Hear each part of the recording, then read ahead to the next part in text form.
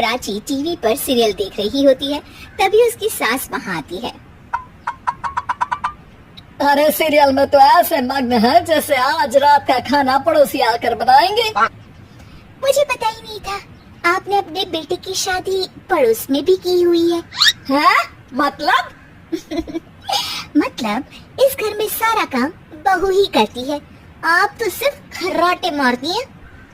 अच्छा जी, फिलहाल तो तुम आराम फरमा रही हो, चलो जाओ, ये मेरे टीवी देखने का समय है। इसीलिए मुझे भगाया जा रहा है। सॉरी, अब तो बिल्कुल नहीं जाऊंगी। प्राची की इस बात पर दोनों सास बहू के बीच टीवी रिमोट के पीछे बच्चों जैसी छीना झपटी शुरू हो जाती है, जिसके बीच श्लोक भी काम से घर वापस आ जाता है। आज मेरी चूहे बिल्ली की जोड़ी किस बात पर झगड़ रही है? अरे तेरी बीवी मुझे टीवी नहीं देखने दे रही। अरे तुम्हारी मम्मी मुझे खाना बनाने के लिए फोर्स कर रही है। अरे वाह, ऐसे बेतुके रीजन पर तो बच्चे भी झगड़ा नहीं करते। अरे मुझे कुछ मत बोल, सब इसने ही शुरू किया है। हाँ, जैसे आप तो बहुत दूध की धूली है ना। अरे बस, दोनों चुप। प्राची जाओ, खाने की तैयारी करो। और माँ तो छोड़ो, तुम्हें क्या बोलूं, शांति से अपना सीरियल देखो, मुझे दोबारा लड़ने की आवाज सुनाई नहीं देनी चाहिए। ऐसा बोलकर श्लोक वहाँ से चला जाता है, जिसके पीछे पीछे प्राची भी कुछ न कुछ बड़बड़ाते हुए रसोई में चली जाती है।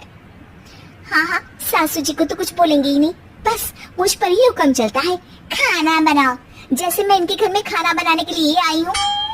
इसी तरह शाम बीतती है और रात को श्लोक और प्राची की सास खाना खाकर सोने चले जाते हैं, लेकिन प्राची गुस्से में कुछ खाए बिना काम में ही लगी रहती है। इस घर में किसी को घंटा फिक्र नहीं पड़ता, मैं खाऊं या भूखी रहूं। प्राची कुछ देर के लिए रसोई से बाहर जाती है और जैसे ही वापस आती है तो वहाँ दूध का भरा ग्लास देखकर हैरान रह जाती है। फिक्र पूरी है, बस दिखाना नहीं है। प्राची दूध पीकर सोने चली जाती है और अगली सुबह एक बार फिर सास बहू का कार्टून नेटवर्क स्टार्ट हो जाता है। ये तुमने ही किया है। अरे अजीब जबरदस्ती है, मैं बोल रही हूँ मैंने कुछ नहीं किया। दोनों ने मिलकर पूरे घर को पागल खाना बनाया हुआ है। यहाँ कोई नॉर्मल इंसान तो रह ही नहीं सकता, इसीलिए अब पड़ोसी क्या रिश्तेदार भी घर आने से कतराते हैं। और सुन बेटे, तू भी चंगा, तेरी माँ भी चंगी, तेरी बीवी भी चंगी, रिश्तेदार। हाँ जी, आपको नहीं पता क्या, गंगाधर ही शक्तिमान है, रिश्तेदार ही। हाँ, बस समझ गया। कभी जानवरों जैसे लड़ेंगी तो कभी जुगलबंदी करेंगी। भाई मैं आप दोनों के बीच में नहीं फंसना चाहता। सास बहू की इस मन मौजी जोड़ी से परेशान होकर श्लोक अपना सिर खुजलाता वहाँ से चला जाता है। चलो अब मैं भी कीर्तन में जा रही हूँ। इस पर जैसे ही सास कमरे में अपना पर्स लेने जाती है तो वहाँ नाश्ते की प्लेट रखी देख मुस्कुराने लगती है और नाश्ता करके घर से बाहर निकलते हुए कुछ पैसे टेबल पर रख जाती है, जिसके कुछ देर बाद सिलेंडर वाला घर आता है। उमरी मैया, मैं सिलेंडर के बारे में तो बिल्कुल भूल ही गई थी। घर खर्च के सारे पैसे भी मम्मी के पास है और श्लोक से बोला तो उल्टा 4 बात सुनाएंगे।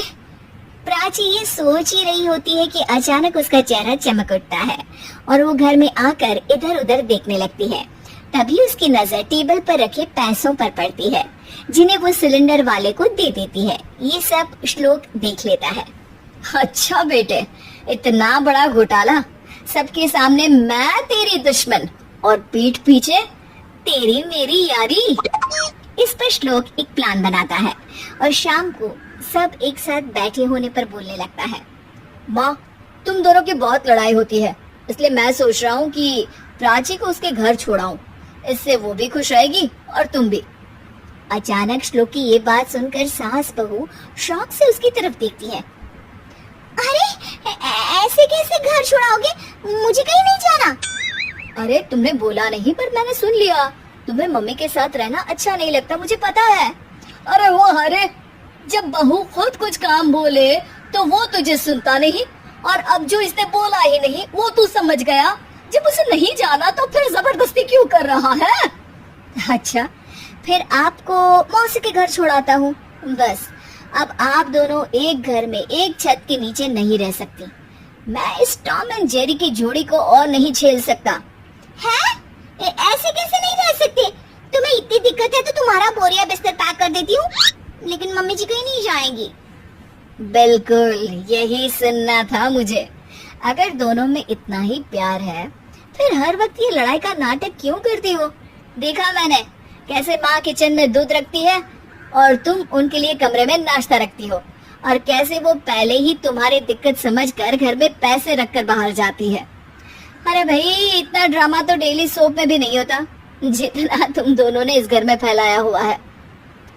तू हमें टॉम एंड जेरी बोलता है ना, तो याद कर वो दोनों भी एक दूसरे को बाहर वालों की बुरी नजर से बचाने के लिए हमेशा सबके सामने लड़ते थे, लेकिन अकेले में दिक्कत के समय मदद भी तो करते थे।